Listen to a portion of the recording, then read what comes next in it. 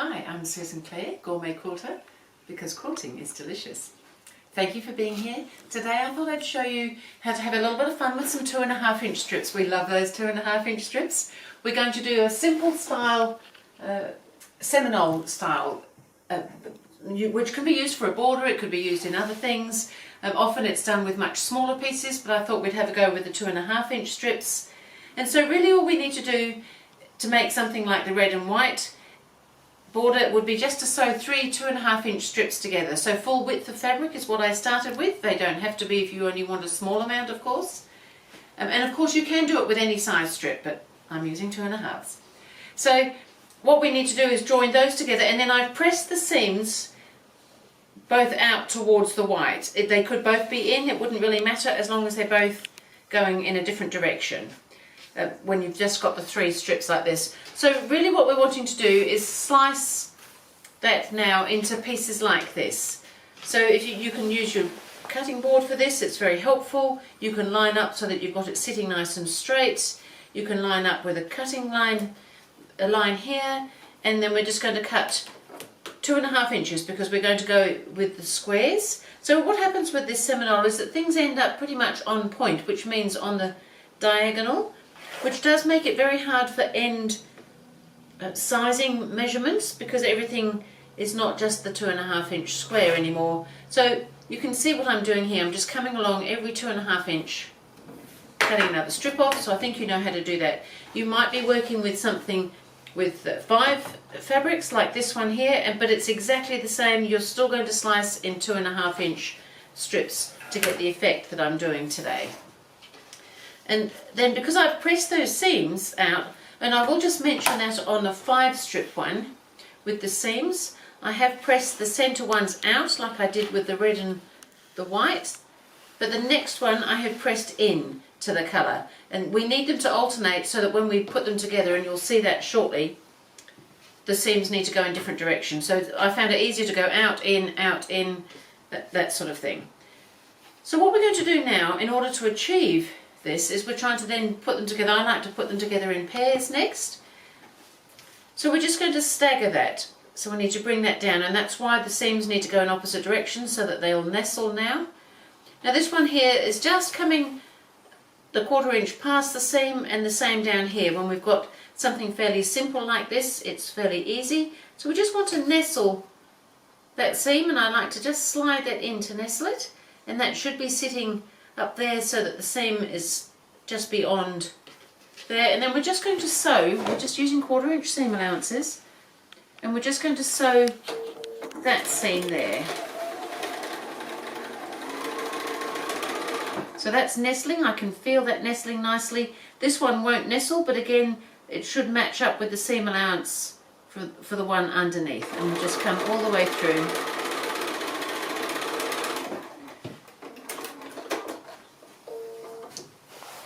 And there we've already got the start of things, but it's actually going to be like that. I like to press things as I go, pretty much seam by seam, because I just find if I had a whole row of these, that it just gets a little bit harder to press the seams so that everything's sitting nice and flat. So I would rather spend the time now than fiddling around afterwards. So what happens here is that we're going to press the seam just to one side, and we've got a funny little bit going on up here. But we don't need to worry too much. As long as you've pressed the part that's actually stitched at that corner there, this bit can just sit like that because we will be trimming that off. So I should mention that with some of this there is a little bit of wastage. We trim away bits and pieces, but overall it helps us get something that's really nice for what we're trying to do. So once we've got them into pairs, you can then, same thing with, whoops, I'm going to stop moving around. We can just stagger them, do another pair. So I'll go ahead and do this one as well. I'm pretty sure you've got the hang of this. And when you're working with more strips, it's just the same process. There's just more of them, and the seams should alternate as far as the colours and things go, so that they'll nestle. The nestling really helps. It does help to be reasonably accurate with your seam allowance to do this sort of work, because we're matching a lot of seams, but I'm pretty sure you've got the hang of that by now. So again, I'm going to press that coming this way, and just enough that that's pressed there. So that's looking pretty good now, and you can see that you can just keep adding to make something like that a little bit larger. And we've got exactly the same thing going with this one and this one.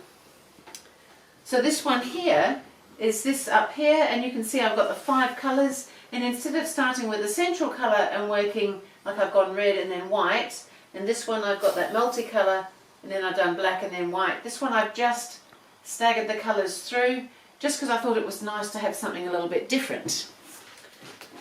So I thought I'd show you now how to trim them. Now this is where we do have a little bit of wastage. I'm just going to set those to one side. And we'll trim up this one here. So it does come down to what appears to be quite a lot smaller, but just remember this overall saves on all sorts of other effort of trying to piece things and triangles. Now the other thing you will need to remember is that once we've trimmed this, it's going to be a bias edge, so it's a little bit unstable. So those are things to consider when you're doing this sort of work. So what I'm going to do now, I'm going to trim the ends first. So we are going to lose a bit because we want a straight line so that we can set this into something. So I'm using my board to help me quite a bit here. I'm lining up the point here and here with a line on my board, and I'm just keeping an eye that these are sitting more or less straight. There may be some slight variation, but generally they're pretty good. So I'm here and here. So if I was going to set this in, like I've cut this one straight here, if you were setting that into something else, maybe even a sashing perhaps, or a border, or just a little vertical piece on a placemat, who knows, lots of things you can do. You want to allow for your seam allowance. So we've got the point on the line, top and bottom. We're going to place a 1/4 of an inch in line right on that line, on those points, so that we're cutting 1/4 of an inch away from those points. And that allows us to have our seam allowance ready to stitch it to something else. Just keep an eye that it's also running through, your 1/4 inch line should be running through that point there inside of the piecing. Everything should be lining up pretty well. And then we can just trim that away. So we don't need that piece. You may want to use it for some other particular purpose.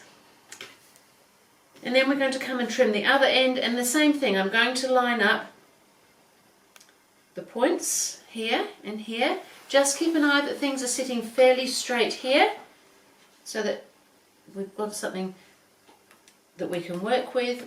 We've got a point lined up and a point lined up with a line down here. When we place the ruler on with that 1/4 inch line on that point, it should also be lining up quite nicely with that point of the seam in the middle there as well. It's pretty good. So that we've got a 1/4 inch seam allowance. Looks a little bit funny, but that's because we won't see that bit when that's sewn into something. So we don't need that little piece either. Now we want to do the sides. So what we're finding is that these edges here, because we've cut them through on the diagonal, they're quite stretchy, so you have to be quite gentle with this so that we're not doing that stretching thing anymore. And what we're trying to do now is line up again the 1/4 inch in line from the ruler edge with our points here, which should mean that we should be cutting through at about the same point as where this patch is sewn on. So I'm lining up my point here, here, here. Yes, it's all looking pretty good. And yes, those points look like they're pretty close to lining up. And I'm going to trim off all those little triangles. And there we have a really nice straight edge. So then we just need to do the same thing on the other side. And as I said, because we're working with things on point, things are stretchy on the sides, they're also not going to be an absolutely exact measurement for us to just decide we want to do this, that and the other with them. Often you would start with this, you might be making a row by row quilt and you can just trim them to the length. There's lots of different ways of using this sort of